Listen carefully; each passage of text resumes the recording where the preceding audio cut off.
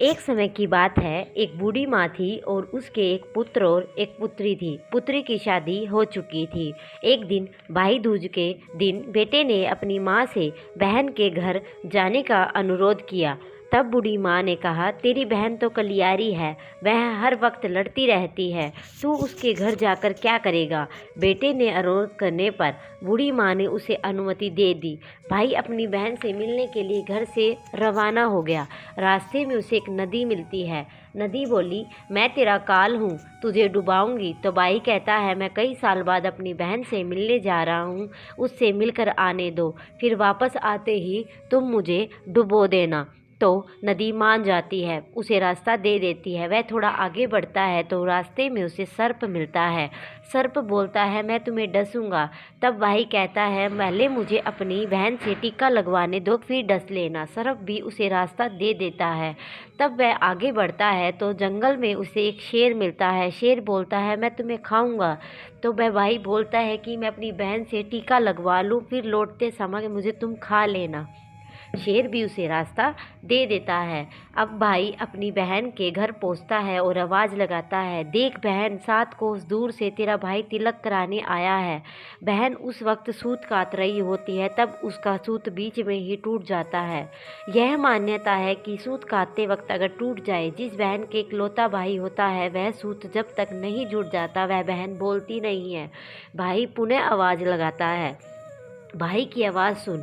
जब बहन आवाज़ नहीं देती तो भाई मन ही मन सोचता है कि मुझ गरीब से बहन बात नहीं करना चाहती, और वो चला जाता है।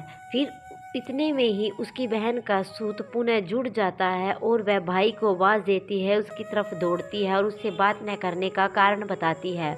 बहन बड़े ही प्यार से, बड़े ही स्नेह से अपने भाई को घर में ले आती है और वह अपनी सहेली पड़ोसिन के घर जाती है और उससे पूछती है कि बहन, कोई जान से प्यारा मेहमान आए तो क्या करना चाहिए।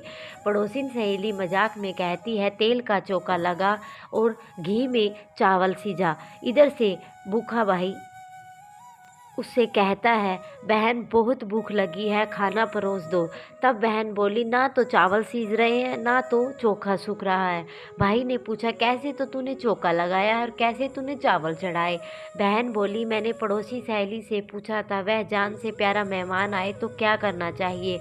वह बोली, तेल का चोखा लगाना चाहिए और घी में चावल चढ़ाना चाहिए। भाई बोला, अरे मेरी भोली बहन, कभी तेल का चोखा सूखा है और कभी घी में चावल पके हैं, तू पानी का ही चोखा लगा और पानी में ही चावल चढ़ा। तो बहन ऐसा ही करती है, चावल भी पक जाते हैं और चोखा भी सूख जाता है। तब उसे घी और शक्कर डालकर भाई बहन को परोसती है। फिर क्या, फिर वह उसे तिलक करती है। कई दिन बीत जाते हैं तो भाई बोला, बहन अब मैं घर वापस जाऊंगा, माँ अकेली है।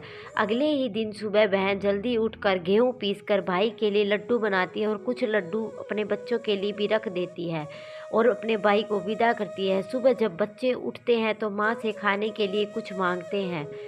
तब माँ उन्हें वही लड्डू देती है। तब वह देखती है कि सारे लड्डू हरे रंग के हो गए हैं। फिर वह चक्की में देखती है और गेहूं के साथ उसे एक सर्प भी पिसा हुआ मिलता है। तो वह लड्डू को फेंक देती है और अपने भाई के पीछे भागती है। रास्ते में एक पेड़ के नीचे उसका भाई बैठा होता है। ऐसा देखकर भाई बोला, बहन क्या हुआ। तब वह बहन पूछती है, मैंने तुझे तो लड्डू बांधे थे, वे लड्डू कहाँ हैं। तो वो बोला, मैंने वे लड्डू अभी खाए नहीं हैं, पेड़ पर टंगे हैं, ले ले। वह पेड़ से लड्डू उतारती है और वही गड्ढा खोद कर लड्डुओं को ज़मीन में गाड़ देती है। फिर भाई को सारी बात बताती है। भाई बोला, एक बार तो तूने मुझे बचा लिया, पर मैं कईयों को साई देकर आया हूँ। और बहन को सारी बात बताता है। वह दोनों बैठे वहाँ बात ही कर रहे होते हैं तो बहन भाई से पानी मांगती है। भाई बोला, थोड़ी दूर तालाब है, वहाँ से मैं भी पानी लेकर आता हूँ। बहन बोली, तू यहीं रुक, पानी मैं लेकर आती हूँ। वह खुद पानी पीने जाती है और वहाँ पानी पीने तालाब पर पहुँचती है तो वहाँ एक बूढ़ी माई बैठी थी। वह उसके पास जाकर पूछती है, माँ तुम यहाँ क्यों बैठी हो। वह बोली, मैं एक विधाता हूँ, एक बहन के भाई की तांत गढ़ रही हूँ। तब वह पूछती है, माता कौन है वह भाई। तब विधाता बोलती है, एक भाई जिसके प्यार में उसकी बहन ने सर्प की हत्या कर दी। बहन सोचती, वह तो मेरा ही भाई है। वह विधाता से पूछती है, माता उस श्राप से बचने के लिए क्या करना होगा। विधाता उससे बताती है उसकी एक बहन है, वह जब उसे गाली दे शादी होने तक उसके हर घात को टाल देती है तो भाई बच सकता है। वह तुरंत अपने भाई के पास जाकर उसे तुरंत कहती है, भाई मैं तुझे माँ के घर छोड़ने चलूँगी, लेकिन रुक मैं अभी आती हूँ। और वह शेर के लिए मांस और सर्प के लिए दूध और नदी के लिए ओढ़नी लाती है और दोनों भाई बहन आगे बढ़ते हैं। रास्ते में पहले उसे सर्प मिलता है तो वह सर्प उसे डसने ही वाला होता है तो वह दूध का प्याला रख देती है। थोड़ी और आगे बढ़ते हैं तो उसे शेर खाने को आगे बढ़ता है और वह शेर के आगे मांस का टुकड़ा डाल देती है।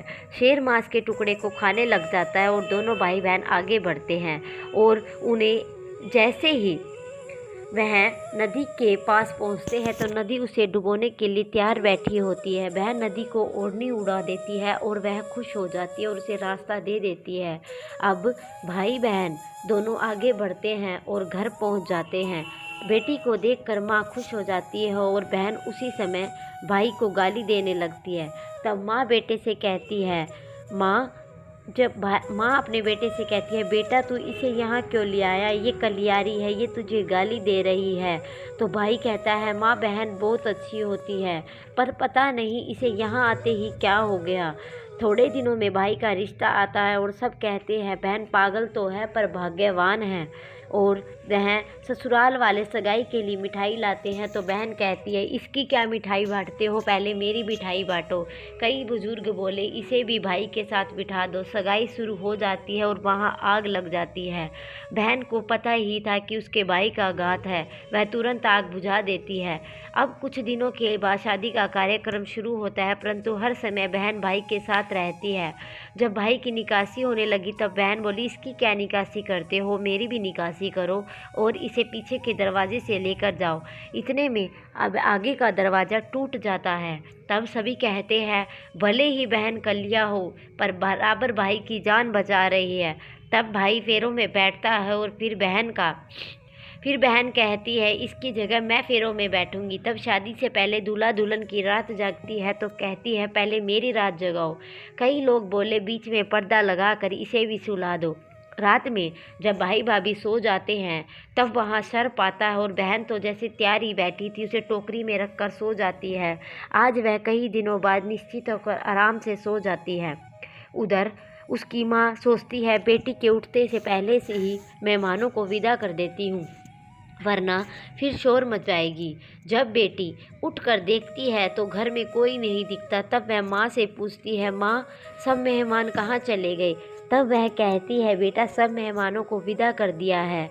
और अब उसे कहने के अनुसार, माँ सभी मेहमानों को वापस बुलाओ, मैं तभी विदा होऊंगी। माँ सभी मेहमानों को वापस बुलाती है और माँ से कहती है, माँ आज के दिन के लिए ही मैंने पालने में पूत और चूल्हे में दूध छोड़ा था और मैं पागल हो गई थी।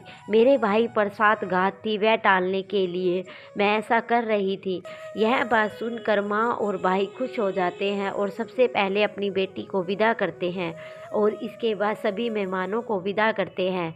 इस दिन के बाद से ही हर बहन लंबी उम्र की कामना करने के लिए अपने भाई को टीका करती है और कहानी सुनती है। तो दोस्तों कैसी लगी आप सभी को मेरी कहानी? अगर कहानी अच्छी लगी हो तो मेरे चैनल को लाइक करें, सब्सक्राइब करें और कमेंट में जय श्री राधे अवश्य लिखें।